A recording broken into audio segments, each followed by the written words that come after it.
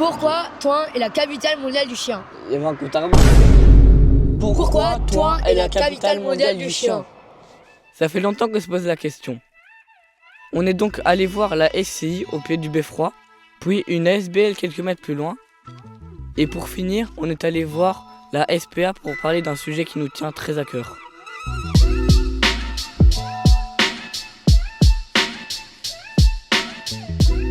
Salut, on va à la FCI, venez avec nous.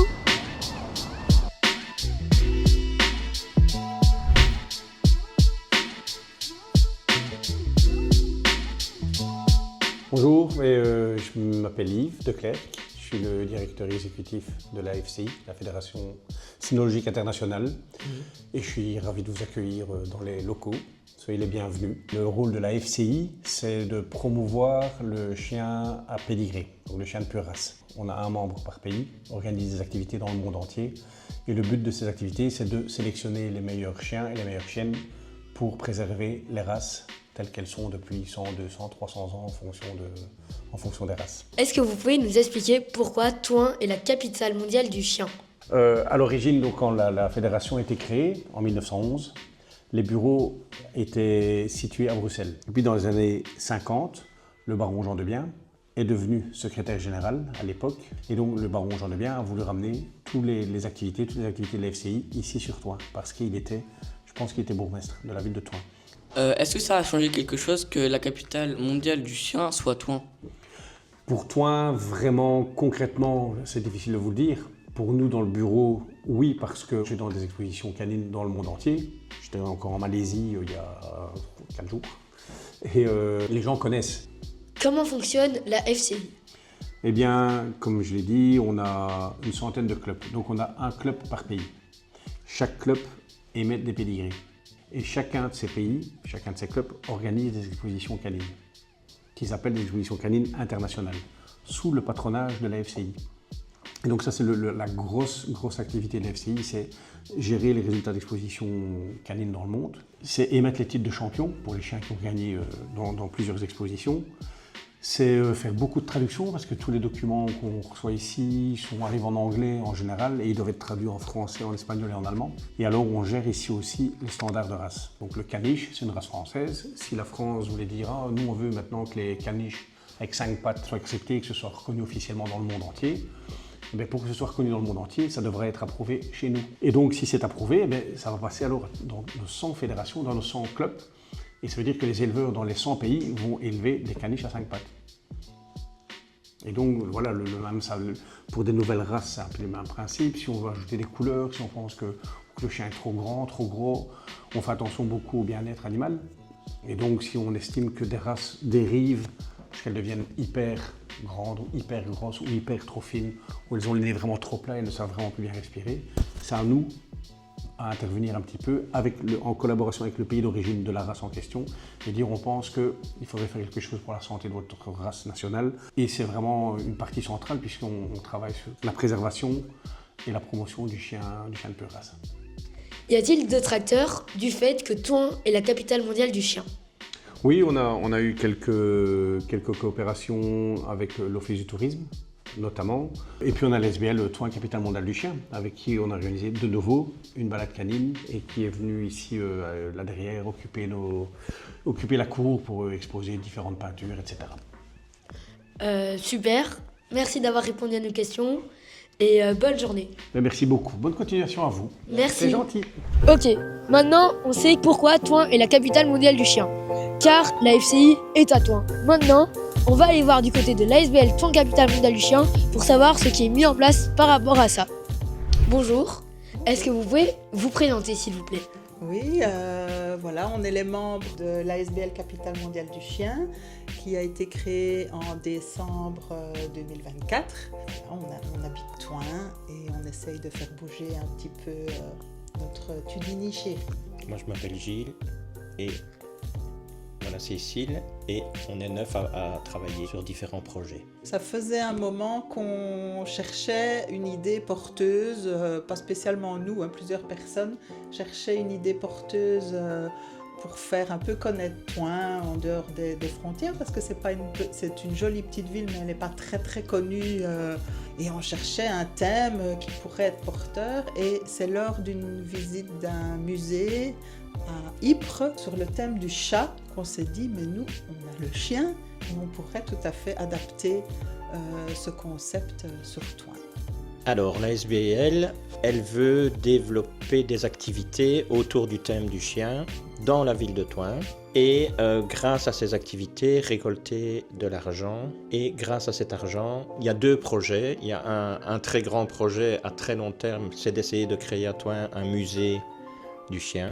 On veut vraiment que ça soit ouvert et accessible à tout le monde. Et puis, dans un premier temps, c'est avec l'argent acheter des œuvres qu'on placerait dans la ville de Thoin pour créer un parcours sur le thème du chien dans la ville de Thoin. Un parcours, vous en avez organisé un cet été. Qu'avez-vous fait? Qu'est-ce que c'était? Alors, c'était un parcours d'artistes. On a demandé à des artistes d'un peu partout de proposer quelques œuvres sur le thème du chien et d'exposer d'autres œuvres, en plus des œuvres qu'ils allaient créer expressément pour le parcours. C'était vraiment très très chouette, et donc il y avait des œuvres dans des lieux qui n'étaient pas souvent visités, dans des jardins qui n'étaient jamais ouverts. Et là, donc, on espère avoir autant d'artistes que la première fois. On en avait presque 50, plus de visiteurs. On en a eu presque 600. Avez-vous d'autres envies à part le musée sur les projets futurs? Oui, on a plein d'idées. Il y en a une qui est déjà en route, c'est de faire une balade canine à Thoin, ce sera au mois d'avril. Et il y aura quelques arrêts le long du parcours avec des petites activités. Et puis après, on a plein d'autres projets. C'est évidemment un parcours d'agility, par exemple, un concours canin, un concours de beauté, par exemple. Et puis, tous les 2 ans, il y aura certainement le Clébart. Donc c'est l'activité qu'on a déjà créée avec le parcours d'artiste. On aimerait bien aussi essayer de placer des œuvres de street art dans la ville de Thoin et peut-être dans les villages. Vous nous avez parlé du musée. Qu'est-ce que vous voulez y faire, y mettre? Voilà, expliquez-nous. Voilà, on trouvait que ce thème était ludique. Et donc, ça serait pouvoir proposer la science à travers le chien, donc toute l'anatomie, tout ce qui est lié à la science. Et comme ça, on l'aborde d'une manière amusante au lieu de suivre un cours scientifique un peu barbant. Il y aurait le même principe dans une autre pièce sur l'histoire, l'aspect artistique, le chien à travers l'art. Et puis le chien, c'est un petit peu ici ce qu'il y a derrière nous, à travers la vie quotidienne, les objets, le cinéma, les livres. Il y a beaucoup d'objets du quotidien qui peuvent être liés au chien. Alors on a aussi ici à Thoin Saint-Roch et son chien. Donc il pourrait y avoir un espace dédié au folklore. Donc vraiment, on trouve que ce thème est facile à aborder et ça peut permettre, parce que l'idée c'est quand même de booster le tourisme et le commerce. Et donc à la pâtisserie, on peut vendre des biscuits en forme de chien, des petits chocolats en forme de chien, à la sandwicherie des hot dogs. C'est un peu à l'infini. Quand on a commencé ça, on ne se rendait pas compte, mais il n'y a pas de limite en fait. Merci d'avoir répondu à nos questions. On vous souhaite une bonne continuation. Bonne journée. Merci de votre visite et merci de vous intéresser à nous. Là, nous sommes en direction de la SPA car c'était très important pour nous de vous parler de la problématique des abandons. Bonjour. Bonjour. Comment vous appelez-vous? Alors, donc moi c'est Noah Canoletta et je suis soigneur animalier à la SPA. Donc ça veut dire que je travaille dans tous les domaines, que ce soit autant les chevaux que les chiens, les chats, que les lapins, les rongeurs. La SPA accueille un très grand nombre d'animaux abandonnés, maltraités. Vous allez retrouver principalement à la SPA la plupart des animaux qu'on peut détenir chez nous légalement. Une grosse majorité de chiens, de chats. Comment vivez-vous votre boulot? Quand je suis rentré, je ne m'imaginais pas ça du tout.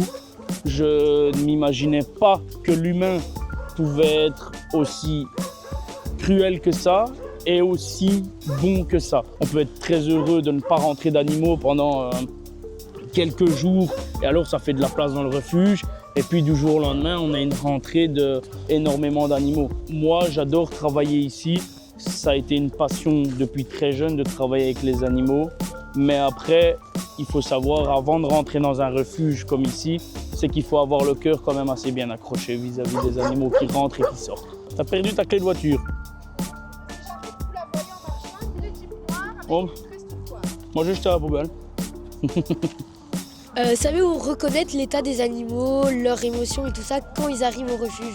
Oui, bien sûr. Nous, il faut savoir que je pense que ça reste un métier à risque. Quand un chien va rentrer ici, surtout, il faut savoir qu'ils ont vécu un choc de se retrouver dans une loge. Moi, je préfère dire le mot loge et pas le mot cage. Se retrouver dans un chenil où il y a énormément de bruit, où les chiens aboient énormément. On doit toujours se méfier la première fois qu'on va les chercher en cage, qu'on va les prendre, rester sur nos gardes. Même si parfois on pense connaître parce qu'on a la même race à la maison, ça n'a rien à voir. Le chien, à tout moment, il ressent une frustration ou quoi, il peut montrer des signes, pas forcément d'agressivité, mais plus de la peur. Et c'est ce qui peut arriver en fait. Un chien qui a peur peut mordre sans le vouloir parce que c'est leur moyen de montrer qu'ils ont peur et qu'ils se défendent. Quel est votre ressenti quand un animal se fait adopter? C'est sûr qu'on s'attache très vite aux animaux. Forcément, quand vous avez un chien qui est arrivé, qui a été maltraité et que vous avez pris du temps pour lui donner en confiance en l'humain, etc.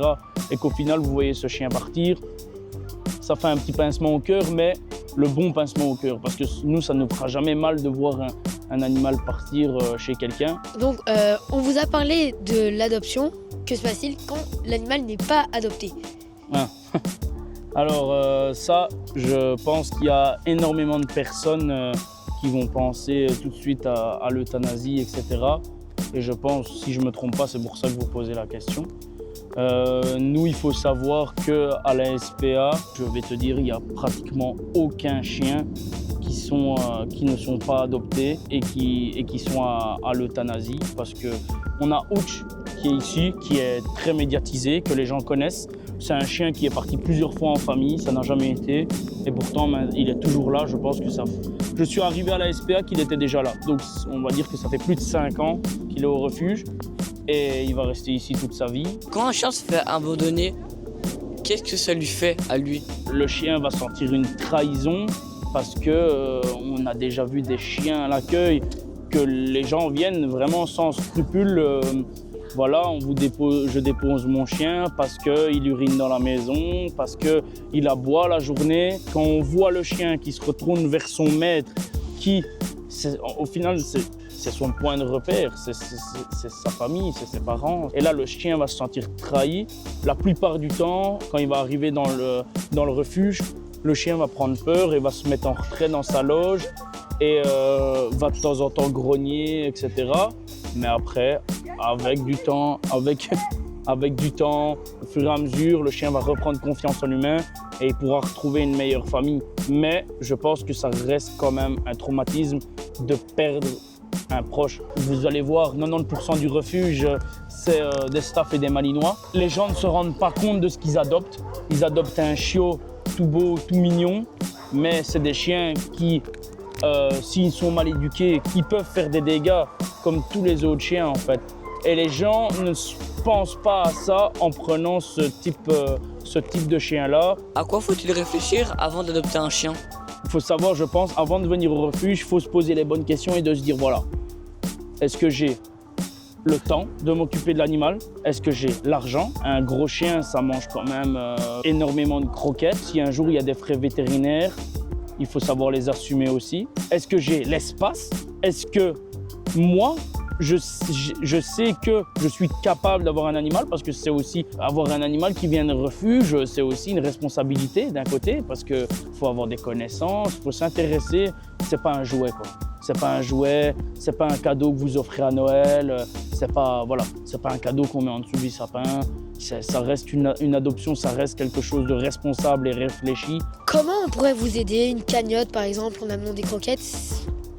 Alors, nous, on fonctionne beaucoup par rapport aux dons, que ce soit d'argent sur un compte qui va directement à la SPA, mais aussi des dons de croquettes, de pâtés, de tout ce qui peut servir pour les animaux. Le Noël des animaux, c'est vraiment le moment où on reçoit les croquettes, toute la pâtée, tous les jouets, tous les bonbons qui vont nous aider tout le long d'une année jusqu'au Noël des animaux prochain.